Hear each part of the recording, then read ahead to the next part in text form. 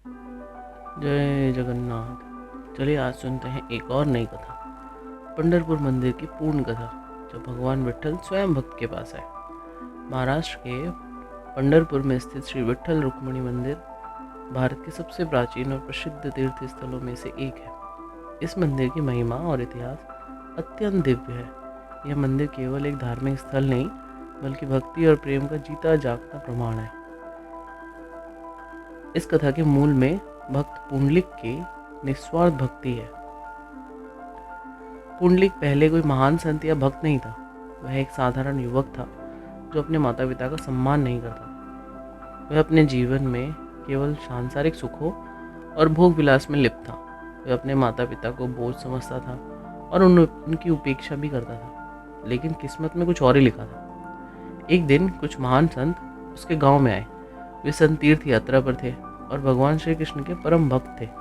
जब उन्होंने देखा कि पुंडलिक अपनी माता पिता का अपमान करता है, तो उन्होंने उसे जीवन का सबसे बड़ा सत्य सिखाने की ठान ली।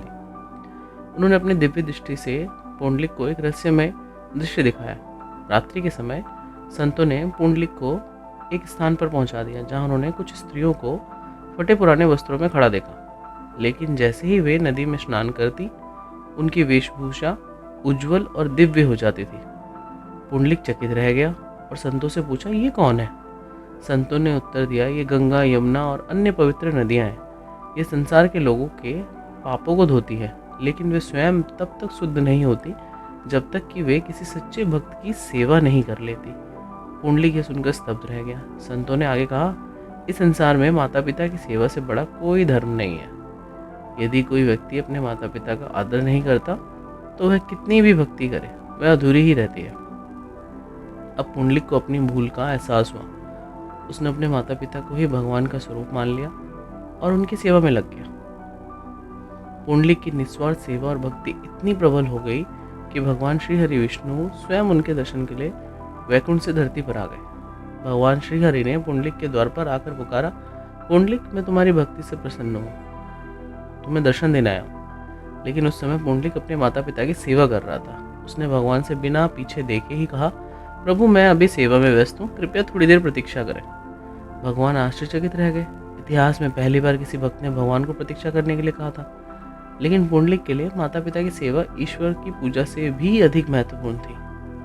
पुंडलिक ने अपने पास पड़ी ईंट उठाई और भगवान से कहा, प्रभु, कृपया इस ईंट पर खड़े होकर प्रतीक्षा करें जब तक मैं अपनी सेवा समाप्त नहीं कर लेता। भगवान मुस्कुराए और उस ईंट पर खड़े हो गए। यही कारण है कि आज भी भगवान विट्ठल को पंढरपुर में ईंट पर खड़े हुए स्वरूप में पूजा जाता है। जब पुंडलिक की सेवा समाप्त हुई, तब उसने भगवान के चरणों में प्रणाम किया। भगवान ने उसे आशीर्वाद दिया और कहा, हे पुंडलिक, तुमने सच्ची भक्ति का मार्ग दिखाया है। माता पिता की सेवा ही सबसे बड़ा धर्म है। तुम्हारी भक्ति के कारण मैं सदा तुम्हारे पास ही निवास करूंगा। भगवान विष्णु ने वहाँ स्थायी रूप से रहने का संकल्प लिया और इसी स्थान पर भगवान विट्ठल का दिव्य मंदिर स्थापित किया गया। भगवान विट्ठल की मूर्ति ईंट पर खड़ी हुई है। यह भगवान की प्रतीक्षा और भक्त पुंडलिक की भक्ति का प्रमाण है। भगवान के साथ माता रुक्मिणी की भी मूर्ति स्थापित है। यह मंदिर संत ज्ञानेश्वर, संत तुकाराम, संत नामदेव जैसे महान भक्तों का तीर्थस्थल है। हर वर्ष आषाढ़ी एकादशी पर लाखों भक्त यहाँ दर्शन करने आते हैं।